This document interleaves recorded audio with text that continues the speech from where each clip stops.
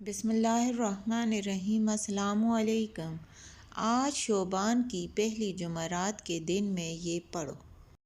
پریشانیاں ختم، عزت، دولت، صحت اور بہت کچھ ملے گا۔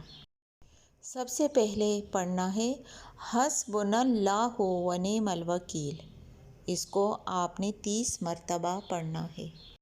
دوسرا کلمہ اللہم صلی علی محمد و آل محمد۔ اس کو آپ نے 12 مرتبہ پڑھنا ہے۔ اس کے بعد لا الہ الا انت سبحانک انی کنت من الظالمین۔ اس کو آپ نے 1 مرتبہ پڑھنا ہے۔ اگلا کلمہ ہے وَنُنَزِّلُ مِنَ الْقُرْآنِ مَا هُوَ شِفَاءٌ وَرَحْمَةٌ لِّلْمُؤْمِنِينَ۔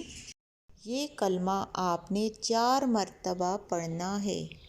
اس کے بعد آخری کلمہ جو آپ نے پڑھنا ہوگا اللہم عَجَلٌ لِوَلِيِّكَ الْفَرَجَ وَالْعَافِیَةَ وَالنَّصْرَ۔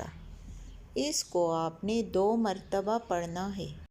ان کلمات کو پڑھنے سے آپ کی ہر قسم کی تکلیفیں، مصیبتیں اور پریشانیاں ختم ہو جائیں گی اور خوشحالی اور سکون آپ کی زندگی میں آ جائے گا۔ اگر آپ کو یہ ویڈیو اچھی لگے تو ویڈیو کو لائک کریں اور دوسروں کے ساتھ شیئر کریں اور چینل کو سبسکرائب کریں۔ جزاک اللہ۔